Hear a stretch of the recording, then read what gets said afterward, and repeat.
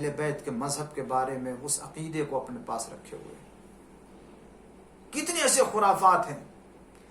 چاہے وہ قرآن کے سلسلے میں ہو، چاہے وہ تقیہ کے سلسلے میں ہو، وہ چاہے عقد موقت کے سلسلے میں ہو، چاہے رجعت کے بارے میں ہو، چاہے غیبت امام کے سلسلے میں ہو، چاہے عصمت کے سلسلے میں ہو،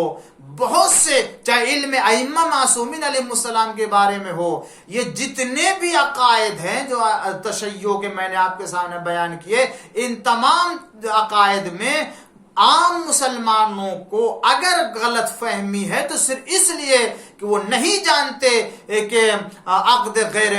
عقد موقت کسے کہتے ہیں، ان نہیں معلوم کہ تقیہ کا مفہوم کیا ہے، ان کو غیبت امام کے سلسلے میں نہیں پتا ہے، ائمہ معصومین علیہ السلام کی عصمت کے سلسلے میں وہ نہیں مفہوم صحیح رکھتے ہیں، ائمہ معصومین علیہ السلام کے علم کے سلسلے میں انہیں صحیح معلومات نہیں ہے، نہیں وہ خبر رکھتے ہیں، جس کی بنا پر اعتراض کرتے ہیں. یہی صورتحال ائمہ معصومین علیہ السلام سے توسل کرنے کی بھی ہے. اگر ہم اہل بیت سے توسل کرتے ہیں تو توسل کا مفہوم انہیں نہیں معلوم ہے. اہل بیت سے اگر ہم طلب کرتے ہیں تو اہل بیت سے طلب کرنے کا مفہوم ان کو نہیں معلوم. اگر اہل بیت سے دعا مانگتے ہیں تو ان کو دعا کا مانگنے کا مفہوم نہیں معلوم ہے اہل بیت سے. اگر اہل بیت سے ہم جاتے ہیں اپنے بیماروں کے شفا کے لیے طلب کرتے ہیں تو ان کو اہل بیت سے بیماروں کی شفا کو طلب کرنے کے مفہوم نہیں معلوم ہے. اگر ہم ان کی قبر پر جاتے ہیں زیارت کرنے کے لیے تو زیارت کرنے کا مفہوم ان کو نہیں معلوم ہوتا ہے. اگر ہم اہل بیت علیہ السلام کی محبت میں مر جانے والے کو شہید کہتے ہیں تو انہیں اس شہید کا مرتبہ اور شہید کا مفہوم نہیں معلوم ہوتا ہے. اگر ہم اہل بیت علیہ السلام کی راہ میں انفاق کرنے کو جائز قرار دیتے ہیں تو راہ اہل بیت میں انفاق کے مفہوم کو نہیں سمجھتے ہیں. اگر ہم راہ اہل بیت میں قربانی کرنے کو اور کسی بکرے کو، کسی جانور کو ذبح کرنے کو جائز قرار دیتے ہیں تو وہ اہل بیت علیہ السلام کے راہ میں قربانی کرنے والے بکرے کے مفہوم کو نہیں سمجھتے ہیں. اگر ہم اہل بیت کے لیے نذر کرتے ہیں کسی چیز کو اور اسے عام مومنین کو کھلاتے ہیں تو یہ مومنین کو کھلانے کا اور نذر امام اور نذر مولا کے مفہوم کو نہیں سمجھتے ہیں، جس کی بنا پر یہ اعتراض کرتے ہیں. اگر ہم اہل بیت کی شفاعت کے سلسلے میں عقیدہ رکھتے ہیں تو اہل بیت کے شفاعت طلب کرنے کے مفہوم کو نہیں جانتے، جس کی بنا پر اعتراض کرتے ہیں. اگر ان تمام گفتگو کا دروازہ کھول دیا جائے اور صحیح طور سے بحث گفتگو ہو اور ایک دوسرے کے عقائد کے دلیلوں کو سمجھے، بنیاد کو سمجھے، تو پھر ہمارے درمیان سے شفاعت کے غلط مفہوم کو بھی نکالا جا سکتا ہے، ہمارے درمیان سے زیارت کے غلط مفہوم کو بھی نکالا جا سکتا ہے، توسل کے بارے میں غلط فہمی کو بھی دور کیا جا سکتا ہے، زیارت قبور کے غلط فہمی کو بھی دور کر سکتے ہیں، قربانی کے بھی غلط فہمی کو دور کر سکتے ہیں، اہل بیت سے مانگنے کے بھی غلط فہمی کو دور کر سکتے ہیں، اور توسل کے مسئلے کو بھی حل کر سکتے ہیں، شفاعت کے مسئلے کو بھی حل کر سکتے ہیں.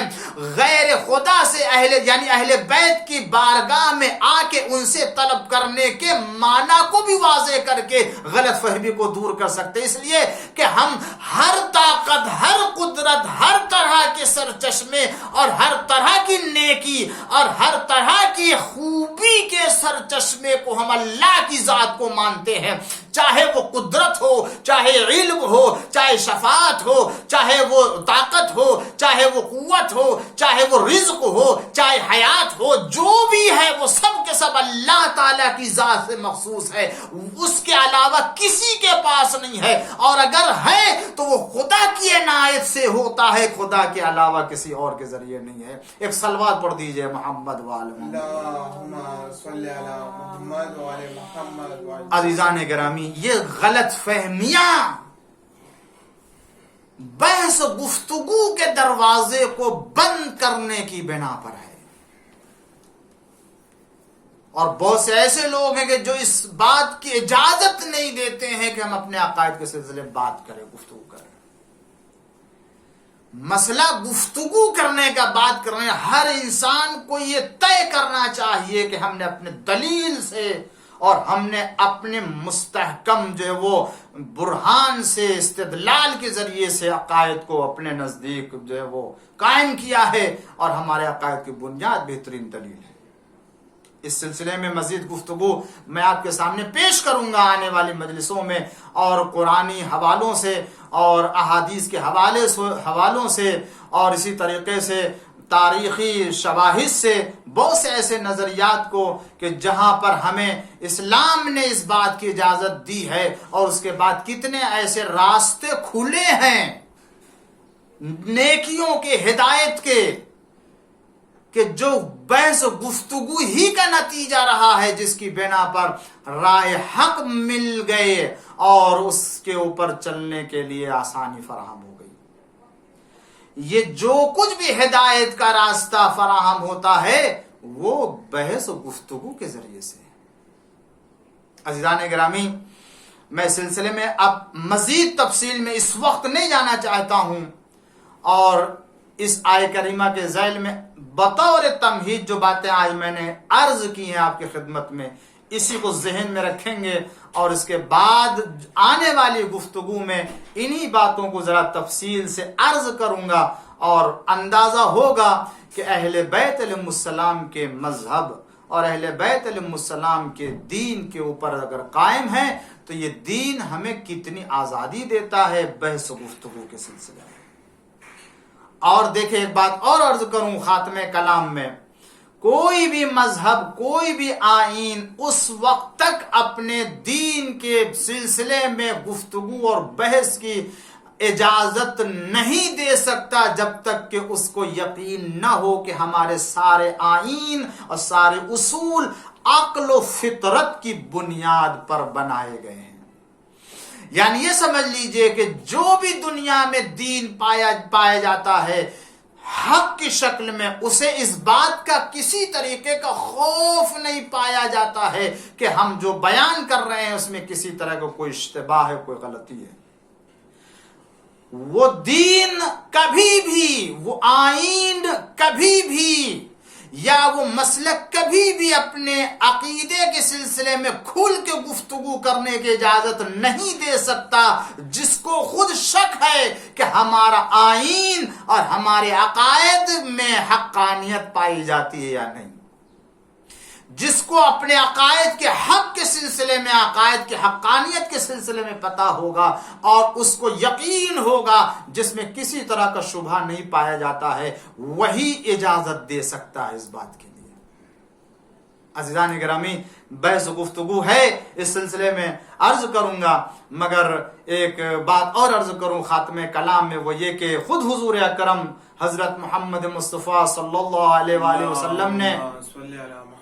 اس بات کو میں مکمل کروں گا آنے والے مجلسوں میں، بس مختصر ایک جملے میں اس بحث کا افتتاح کر دیتا ہوں، آغاز کر دیتا ہوں، پھر اس کی گفتگو جو ہے وہ آئندہ مجلس میں شروع کروں گا، کہ وہ یہ کہ خود حضور اکرم صلی اللہ علیہ وآلہ وسلم نے اپنے عہد میں جو خود اہل بیت پیغمبر کے لیے، اپنے اہل بیت کے سلسلے میں جو باتیں کی ہیں، آیا ان باتوں میں اختلاف کی گنجائش تھی یا نہیں؟ اگر آج بہت سے افراد یہ کہتے ہیں کہ نہیں، جس بحث میں اختلاف ہو اس بحث کو نہیں لانا چاہیے، تو میں صرف آج کی بحث کے آخر میں، کل کے بحث کے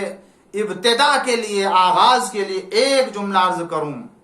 کہ جو لوگ اس بات کا عقیدہ رکھتے ہیں کہ کسی ایسی گفتگو ہے، کسی ایسی بات کا آغاز نہیں کرنا چاہیے کہ جس میں اختلاف پیدا ہو، تو میں عرض کرنا چاہتا ہوں خود حضور اکرم صلی اللہ علیہ وآلہ وسلم نے کسی ایسی گفتگو، کسی ایسے بات کا آغاز کیا یا نہیں کہ جس میں اختلاف کا احتمال پایا جاتا تھا۔ ایک نہیں، کئی ایسی گفتگو اور کئی ایسی باتیں عرض کی ہیں جو خود اصحاب میں اختلاف کا سبب بن سکتی تھی اور بنے۔ یہ ایک اشارہ میں دیتا ہوں جس کے بعد میں گفتگو کروں گا عزیزان گرامی۔ اور حق و باطل کا راستہ طے ہوتا ہے اسی گفتگو کے ذریعے سے۔ کہ اگر حق و باطل اگر گفتگو نہیں کریں گے تو حق و باطل کا راستہ طے نہیں ہوگا، اور حق و باطل کا جب راستہ طے نہیں ہوگا تو پھر انسان اپنے منزل کمال تک نہیں پہنچ سکتا ہے، اور پھر اپنے دین کے اوپر عمل نہیں کر سکتا ہے۔ خود امام حسین علیہ السلام کو کہ جس وقت آپ یزید کے خلاف قیام کے لیے آئے اٹھے، قیام کیا، تو اس وقت بھی کیا آپ کو یہ معلوم نہیں تھا کہ مسلمانوں میں اختلاف ہوگا، اور اتنا زبردست اختلاف کہ صرف آپ کے ہمراہ وہ 72 ساتھی تھے، اور بقیہ جتنے تھے امام حسین علیہ السلام کے ساتھ نہیں تھے اور نہیں آئے تھے، یا تو وہ یزید کے ساتھ تھے، یا تو وہ غیر جانبدار رہے، یا وہ کربلا سے دور رہے اور امام حسین علیہ السلام کے ساتھ نہیں آئے۔ مگر امام حسین علیہ السلام نے کیا اس اختلاف کے احتمال کو دیکھتے ہوئے قیام ترک کر دیا تھا؟ کیا قیام کے ارادے سے آپ نے اپنا نظریہ بدل دیا تھا؟ نہیں، آپ اکیلے بلکہ اس میدان میں، اس قیام میں آنا چاہ رہے تھے، کہ اور لوگوں کو کہہ رہے تھے کہ دیکھو، اگر تم کو یہ لگتا ہے کہ ہمارے ساتھ مال دنیا جمع ہو جائے گا اور حکومت مل جائے گی، تو دیکھو میں جا رہا ہوں قتل ہونے کے لیے، لہذا میرے ساتھ جو آئے وہ سمجھ کر آئے۔ اور شب عاشور تو حسین ابن علی نے سب کو اجازت دے دی جانے کے لیے، اور چراغ بجھا دیا تھا، جس کو جانا ہے وہ چلا جائے۔ ایک ایک کو کہہ دیا تھا کہ دیکھو تم کو جدھر جانا ہے چلے جاؤ، یہ میرے خون کے پیاسے ہیں، کہ جب یہ مجھے قتل کر لیں گے تو پھر یہ تمہارے خون کے پیاسے نہیں ہوں گے، وہ تمہارے دشمن نہیں ہوں گے۔ ارباب عذاب، آپ اندازہ کریں کہ اہل بیت علیہ السلام کے اوپر کربلا میں کتنا بڑا ظلم ڈھا دیا گیا، اور کتنا بڑا ظلم ڈھایا گیا کہ آج 1400 سال کے بعد یہ جب ظلم بنی امیہ کو بیان کیا جاتا ہے اور مظلومیت اہل بیت کو بیان کیا جاتا ہے، تو آج بھی مظلوموں سے ہمدردی رکھنے والوں کے دلوں میں تکلیف اور درد پیدا ہو جاتا ہے۔ آج بھی مظلوموں سے ہمدردی پیدا کرنے والوں کے دلوں میں اضطراب پیدا ہو جاتا ہے، آنکھوں میں آنسو آ جاتے ہیں۔ ارباب عزا، حسین نے جو سفر کربلا سے مدینے سے شروع کیا تھا، مکہ آئے تھے اور مکہ سے کوفے کی راہ سے ہوتے ہوئے کربلا پہنچے تھے۔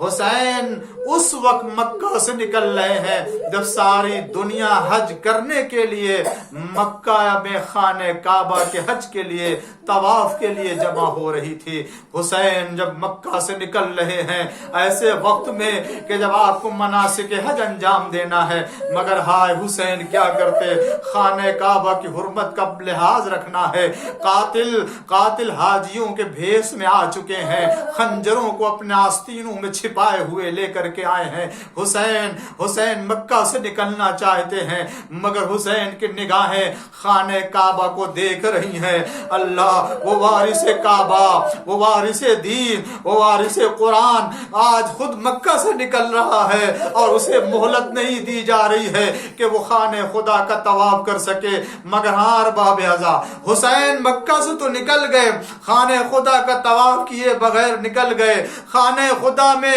سعی کیے بغیر چلے گئے، خانہ خدا کا حج کیے بغیر چلے گئے، ارے طواف کیے بغیر چلے گئے، قربانی دیے بغیر چلے گئے، وضو کیے بغیر چلے گئے، سعی کیے بغیر چلے گئے، توقف کیے بغیر چلے گئے۔ آزاداروں، مگر یاد رکھیے حسین مکہ سے ان سب مناسک کو چھوڑ کے چلے تو گئے، مگر حسین نے کربلا میں ان تمام مناسک کو انجام دیا ہے۔ ہاں زاداروں، اگر حسین خانہ خدا کے طواف کو نہ کر سکے اور کعبے سے چلے گئے تو حسین شب عاشور خیمہ کے تلایا پھر رہے ہیں اور ایک ایک خیمے کا جائزہ لے رہے ہیں۔ یہ خیمے کا تلایا نہیں ہے، یہ خیموں کا طواف ہے کہ جو خانہ خدا کا طواف طواف چھوڑ کر کے آئے تھے اور حسین خیموں کا طواف کر رہے ہیں. ہاں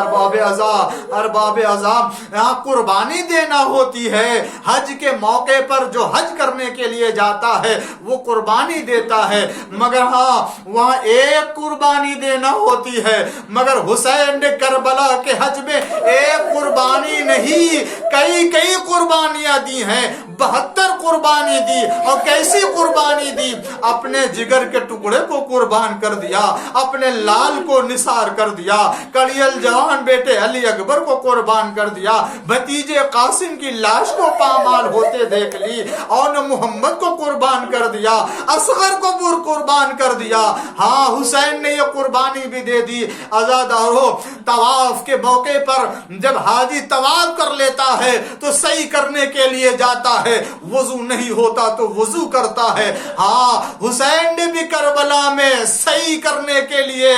وضو کیا, مگر وضو کے لیے پانی کہاں سے لائے؟ وہ وارث